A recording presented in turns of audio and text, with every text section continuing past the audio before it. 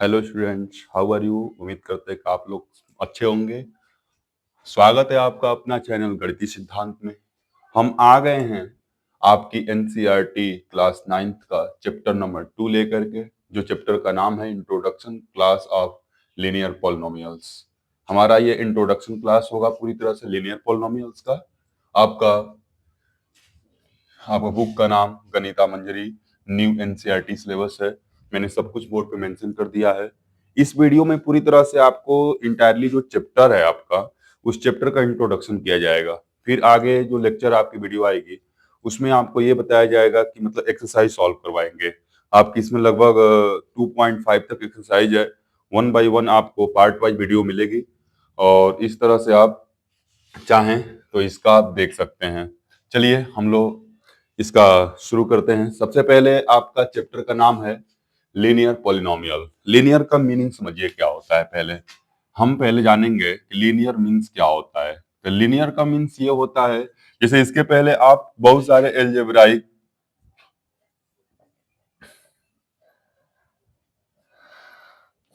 Expression के बारे में पढ़े होंगे आप लोग। एल्जेब्राइक एक्सप्रेशन क्या होता है, तो एल्जेब्राइक एक्सप्रेशन आप क्लास 8 में भी पढ़े हैं, क्लास 7 में भी पढ़े हैं। जैसे वह नंबर जिसमें कुछ मतलब लेटर्स यूज होते हैं और कुछ न्यूमरल्स यूज होते हैं और प्लस माइनस के साथ लिखे जाते हैं, उसको एल्जेब्राइक एक्सप्रेशन कहते हैं। जैसे एग्जांपल में आप देख सकते हैं यहाँ पे, जैसे 2x+1 या x² + 4x+5 या y+3x भी हो सकता है, या आपके साथ 2x³ + 4x² + 5x-1। इस तरह से ये सारे एल्जेब्राइक एक्सप्रेशन कहलाते हैं। अब इसमें भी एक स्पेशल आपका लीनियर। लीनियर का अर्थ क्या होता है, इसमें भी आपने कुछ वर्ड जाना है। पहले भी एक और चीज जान लीजिए। अब इसमें आपका वेरिएबल क्या होता है, तो वेरिएबल की मीनिंग, कांस्टेंट की मीनिंग, कांस्टेंट वेरिएबल किसे कहते हैं, कांस्टेंट किसे कहते हैं, इसी क्रम में आप जानेंगे कि जैसे कि कांस्टेंट हो गया, वेरिएबल हो गया, कोफिशिएंट्स होते हैं कि कोफिशिएंट्स क्या होता है, इसको भी हम लोग समझेंगे। तो ये सब चीजें पहले छोटी छोटी मीनिंग है, आप समझ लेंगे। फिर इसमें टर्म्स भी समझेंगे कि टर्म्स क्या होते हैं, कैसे टर्म्स बनाए जाते हैं। तो वेरिएबल ये है। वेरिएबल का वास्तविक मीनिंग क्या, वेरिएबल का मीन्स क्या था, वेरी मतलब चेंज होना। वह चीज जो कांस्टेंट ना हो, चेंज होती रहे, उसको वेरिएबल कहते हैं। जैसे आपका जितने भी लेटर होते हैं, जैसे यक्स, वाई, जेड, आर, हम लोग ए, बी, सी, ये सारे जो होते हैं x = 0 के बराबर, वेरिएबल 0 के बराबर लेके चलते हैं। जो नॉट इक्वल 0 होता है उसको हम लोग कांस्टेंट की श्रेणी में रखते हैं। तो ये जो लेटर यूज होते हैं एल्जेब्राइक एक्सप्रेशन के अंदर, ये सारे वेरिएबल होते हैं। इसके साथ जो भी नंबर लिखा जाएगा वो वेरिएबल कहलाएंगे। कांस्टेंट में आपका जैसे 2 हो गया, 4 हो गया, 3 हो गया, -4 हो गया, पाई हो गया, etc, ये सारे आपके कांस्टेंट होते हैं। मतलब कांस्टेंट का अर्थ क्या होता है, जिसकी मीनिंग मतलब चेंज ना हो, वह चीज जिसका मतलब मान फिक्स होता है, अनचेंजेबल होता है। और कोफिशिएंट्स क्या होते हैं, गुणांक कहते हैं हिंदी में इसको। जैसे आपने x² + 4x+1 देखा। अब इसमें हम पूछें कि कोफिशिएंट्स ऑफ x² बताओ, तो x² के आगे जो नंबर यूज होता है उसी को उसका कोफिशिएंट्स कहते हैं। x² कोफिशिएंट्स आपका 2 हो जाएगा। ऐसे x का कोफिशिएंट्स क्या हो जाएगा आपका, 4 हो जाएगा। और ये आपका कोफिशिएंट्स उसका हो गया। यदि इसका कोई पूछे कांस्टेंट x⁻0 की वैल्यू 1 होती है, तो इसको 1 की जगह पे हम चाहें तो 1 × x⁻0 भी लिख सकते हैं। तो ऐसे कभी कभी क्वेश्चन घुमाया जाता है कि x⁻0 का कोफिशिएंट्स क्या होता है, 1 होता है या कांस्टेंट, कांस्टेंट वाला ही x⁻0 कोफिशिएंट्स होता है जो कांस्टेंट दिया रहता है। क्लियर।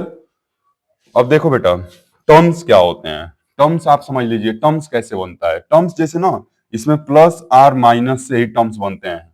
मतलब दो नंबर के बीच प्लस या माइनस जुड़ता है, तो जहां प्लस और माइनस ही टर्म को डिवाइड करता है। ये जो इनटू आर जो डिवाइड होता है, इसके द्वारा टर्म्स नहीं बनते हैं, याद रखिएगा। जैसे आप देख लो एक बार, जैसे 2x + 5 हमने लिखा है, तो यहाँ पे यदि आप ध्यान से इसको थोड़ा सा एक्सपेंड करो तो मैं लिख सकता हूं 2 × यहाँ पे इंटू मानते हैं x + 5। तो यहाँ पे 2 और x के बीच में हमने सिंबल लगाया, किसका चिन्ह लगाया, किसका साइन लगाया, इंटू का। तो यहाँ पे ये नहीं कहेंगे कि ये दो टर्म है।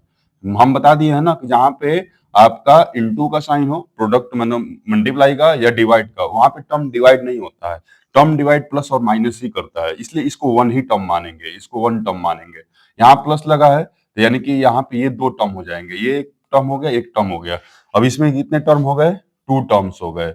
इसके अंदर कितने टर्म हो गए? आप इसके अंदर टू टर्म्स बोलेंगे। तो यहाँ पे जहाँ प्लस माइनस जो होता है टर्म को डिवाइड, जैसे आप देख लो x square plus 5x minus 3।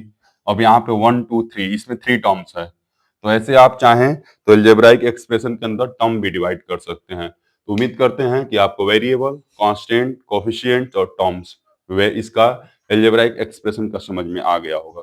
चलिए आगे अब हम लोग देखते हैं इसी क्रम में कि हमारा जो चैप्टर का नाम है लीनियर पॉलिनोमियल, ये क्या होता है, इसको समझेंगे कि लीनियर पॉलिनोमियल होता क्या है। तो लीनियर पॉलिनोमियल, पॉलिनोमियल क्या होते हैं, पहले पॉलिनोमियल जानिए क्या होता है। सारे पॉलिनोमियल जो होते हैं, बहुपद हिंदी में कहते हैं इसको, जिसमें बहुत सारे टर्म्स होते हैं उसको पॉलिनोमियल कहते हैं। उसमें भी लीनियर शब्द आ जाएगा। लीनियर पॉलिनोमियल क्या होता है इसको समझेंगे। तो लीनियर का अर्थ होता है रैखिक, कहते हैं इसको हिंदी में बहुपद। मैं वर्ड मीनिंग के लिए लिख दे रहा हूं हिंदी। तो इस तरह से रैखिक इसको बहुपद कहेंगे। तो रैखिक का मतलब हो गया, रैखिक का मतलब होता है ऐसा किसको कहते हैं रैखिक? तो वह पॉलिनोमियल जिस पर वेरिएबल पर मैक्सिमम पावर 1 हो।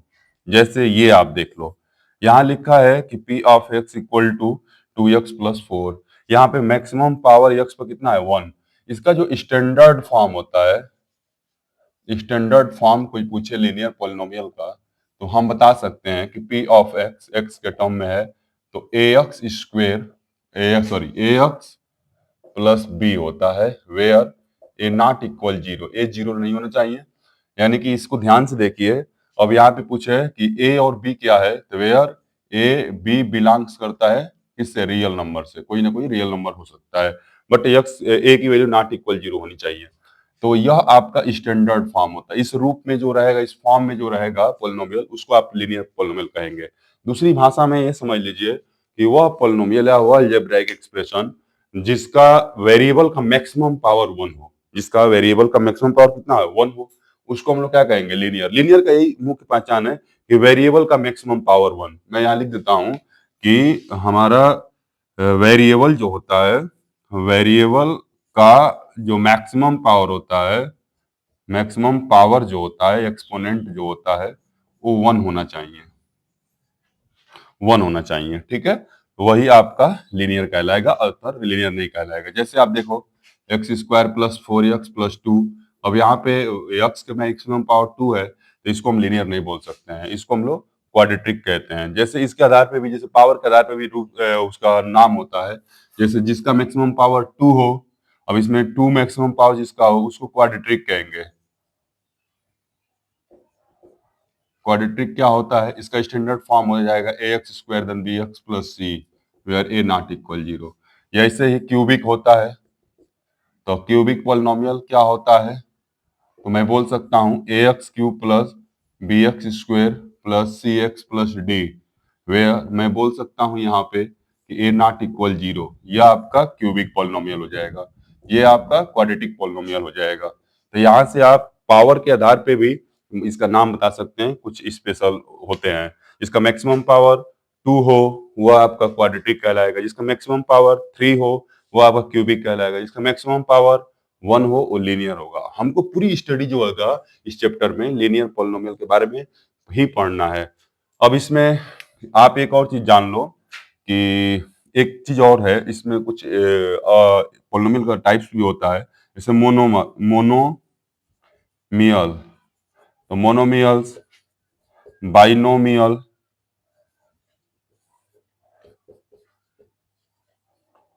ट्राइनोमियल, ये किस आधार पे हम लोग इसका नाम देते हैं? इसको टर्म के आधार पर नाम रखते हैं, टर्म्स के आधार पे, टर्म के बेस पे। तो टर्म के बेस पे जैसे जिसमें 1 टर्म्स हो, जैसे 5x इस तरह का हो, या 4x स्क्वायर हो, 3x हो, केवल 1 टर्म हो, वह पॉलिनोमियल इसमें 1 टर्म्स रहता है, उसको हम लोग मोनोमियल्स कहते हैं। जिसमें 2 टर्म्स रहे, जैसे कि 2x प्लस 1 या x माइनस 1, ऐसे etc, तो यह आपका बाइनोमियल, बाइ मतलब जिसमें 2 टर्म हो, बाइनोमियल। ट्रिनो मतलब 3 टर्म्स हो। ठीक है, ऐसे आप लोग बहुत सारे टर्म्स होंगे तो पॉलिनोमियल, ये सारे पॉलिनोमियल्स के पार्ट होते हैं। तो पॉलिनोमियल जो काइंड्स होता है, दो तरह से हम लोग उसका नाम बता सकते हैं। एक तो होता है टर्म्स के आधार पे नाम कुछ होते हैं, कुछ ही होते हैं, और एक उसके पावर के आधार पे होता है। इतनी बात बिल्कुल समझ में आई होगी। यह आपको पूरी तरह से रैखिक पॉलिनोमियल, बहुपद क्या होता है, लीनियर पॉलिनोमियल क्या होता है, आपको स्टैंडर्ड फॉर्म इसका बता दिया, और भी एक्स्ट्रा हमने कुछ चीजें आपको पूरी तरह से समझा दिया है। चलिए इसी क्रम में हम लोग आगे बढ़ते हैं।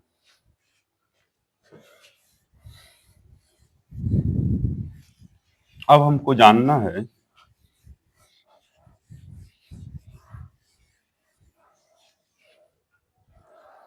जो आपके एनसीईआरटी, इस बार एनसीईआरटी ने जो भी बुक डिसाइड किया है, जो भी क्वेश्चंस उसमें आ रहे हैं, थोड़ा सा क्वेश्चंस बहुत मतलब जटिल आ रहे हैं, मतलब क्वेश्चन को पूरा घुमा के पूछ रहा है, कॉन्सेप्चुअल है। क्वेश्चंस का सलूशन बहुत बड़ा नहीं है, बट उसका जो पूछने का तरीका है वो थोड़ा सा अलग टाइप से पूछ रहा है, मतलब चेक कर रहा है कि आपका आईक्यू लेवल कितना है। इसलिए आप बहुत परेशान ना हो, कोई भी एनसीईआरटी क्वेश्चंस को बहुत बार पढ़ना चाहिए, फिर पढ़ने के बाद से उसका डायग्राम हो, डायग्राम ड्रा करिए, फिर उसके बाद से आप सॉल्व करिए। पक्का है कि सॉल्व होगा। दो चीज ध्यान रखिएगा, जैसे कोई भी क्वेश्चंस में दो चीजें बहुत विशेष ध्यान दी जाती है क्वेश्चन को सॉल्व करते समय। एक तो बात ये ध्यान दी जाती है कि भाई क्वेश्चंस में दिया क्या है, पहले ये खोजो कि दिया क्या है। दूसरी बात ये खोजो कि भाई क्वेश्चंस में मतलब पूछ क्या रहा है, मतलब क्या क्या दिया है और क्या पूछ रहा है। ये चीज तो क्लियर हो जाएगा तो क्वेश्चन सॉल्व करना आसान हो जाता है। ठीक है, तो आप लोग बहुत परेशान ना हो, हम आपको पूरी तरह से यहाँ से हेल्प देंगे, हर एक क्वेश्चंस कराने का प्रयास कर रहे हैं। यदि किसी प्रकार का आपको प्रॉब्लम होता है तो कमेंट जरूर करिए, और अच्छा लगे तो लाइक करें और शेयर करें। ठीक है, इस क्रम में हम लोग इतनी बात समझ लिए, कांस्टेंट टर्म सब कुछ समझ लिए। अब आपकी एक्सरसाइज, इसमें एक और चीज जान लो आप कि जो हमारा लीनियर पॉलिनोमियल है, लीनियर पॉलिनोमियल में कोई पूछ दे कि इसका स्टैंडर्ड फॉर्म बताइए, मैं यहाँ लिख देता हूँ पूरी तरह से। इसका स्टैंडर्ड जो फॉर्म होता है, मान लो पी ऑफ एक्स है, ए एक्स प्लस बी होता है, ए नॉट इक्वल जीरो। और कोई पूछे वेयर ए बी क्या है, तो A B belongs to real number होता है। आप ये बात बोल सकते हैं। दूसरी बात, इसमें कोई पूछे कि इसका नंबर ऑफ जीरोज बताओ, इसमें नंबर ऑफ जीरोज कितने होंगे, तो 1 होगा आपका आंसर। क्यों? अच्छा, नंबर ऑफ जीरो देखो कैसे बताते हैं। एक चीज और जान लो आप, किसी भी पॉलिनोमियल का कि नंबर ऑफ जीरो यदि फाइंड करना है कि नंबर ऑफ उसके जीरोज कितने होंगे या सोल्यूशन कितना होगा, ऐसे भी बोल सकते हैं। तो नंबर ऑफ जीरोज और सोल्यूशन पूछा जाए उसका कितना है, तो मैं बोल सकता हूं कि उसका नंबर ऑफ मैक्सिमम पावर, हाँ, मैक्सिमम पावर इन वेरिएबल, जितना मैक्सिमम पावर होता है वेरिएबल पे उतना उसका नंबर ऑफ जीरो होता है। जैसे आप देखो, एक एग्जांपल दे रहा हूं मैं आपको, जैसे p of x equal to x power 3 plus 4x square minus 4x minus 5। इसमें कोई पूछे नंबर ऑफ जीरोज कितने होंगे, तो इसमें पॉलिनोमियल में चेक करिए कि टोटल आपके मतलब मैक्सिमम पावर कितना है, तो मैक्सिमम पावर 3 है। इसमें नंबर ऑफ जो जीरोज होगा वो आपका हो जाएगा 3, नंबर ऑफ जीरोज आपका 3 होगा। क्लियर, समझ में आ गई बात? तो नंबर ऑफ जीरोज आपको मैक्सिमम पावर। अच्छा, एक और बात जान लो, इसमें लीनियर है तो इसमें मैक्सिमम पावर आपका 1 है, तो नंबर ऑफ जीरोज इसका 1 होगा। इतनी बात समझ में आ गई। एक बात और जानिए आप, एक प्यारी सी बात है कि पॉलिनोमियल कोई भी या अलजेब्राइक एक्सप्रेशन लिखने का जो तरीका होता है, आगे चल के 11th में पढ़ाया जाता है आपको बाइनोमियल थ्योरम के बारे में। कोई भी पॉलिनोमियल हमेशा याद रखना, कोई भी एक्सप्रेशन जो होता है, यदि x x x variable one variable में है, एक्स सब में है, तो पावर को हमेशा डिक्रीजिंग ऑर्डर में लिखी जाती है। लिखने का एक सिस्टम होता है कि लिखने का एक सिस्टम होता है कि एक्स की पावर क्यूब सबसे पहला स्थान पे होगा, फिर उससे कम पावर, फिर उससे कम पावर, फिर यहाँ पे एक्स पावर जीरो। देखो ध्यान से, यहाँ पे पावर डिक्रीजिंग ऑर्डर में है कि नहीं है, पावर क्रमशः डिक्रीज हो रहा है। यहाँ यदि आप ध्यान से देखें, 3, फिर 2, फिर आपका 1, फिर आपका 0, इस क्रम में चलता है। कभी भी ये लिखने का तरीका होता है, कोई भी अलजेब्राइक एक्सप्रेशन में पावर जो होता है डिक्रीजिंग ऑर्डर में लिखी जाती है। बिल्कुल समझ में आ गई बात? तो ये छोटी छोटी बात है। इसका ग्राफ की यदि बात कोई कर दे कि लीनियर पॉलिनोमियल का ग्राफ कैसे होगा, तो इसमें आप ये भी बता सकते हैं। देखिए, ग्राफ है तो इसका ग्राफ जो होता है, ग्राफ में ये स्ट्रेट लाइन द्वारा शो करते हैं। इसका जो ग्राफ होता है ऑफ लीनियर का, पॉलिनोमियल का।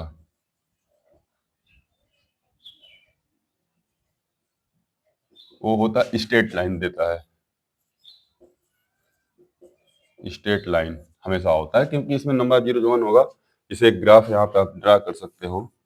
जैसे कोई कहे कि यहाँ ओरिजिन हो गया, ये एक्स हो गया, ये वाई हो गया, और इसमें एक लीनियर पॉलिनोमियल प्लॉट करना है, तो ये एक स्लोप देगा। या तो ऐसे होगा, जैसे मान लो यही हो गया, ये जो लाइन है ना यल, यही आपका हम कह सकते हैं ए एक्स बी वाली लाइन है। तो एक स्ट्रेट लाइन के द्वारा उसको दिखाया जाता है। तो इस तरह से आप इसका ये पूरी तरह से इंटायरली लीनियर पोलिनोमियल के बारे में हमने जो भी चीजें थी आपको बता दिया। अब इसके आधार पे क्वेश्चंस होंगे, और क्वेश्चंस हम लोग 1 बाय 1 एग्जांपल्स करेंगे, और फिर आपको अगले लेक्चर में हम लेके आएंगे चैप्टर नंबर 2 का एक्सरसाइज 2.1 का सोल्यूशन करेंगे।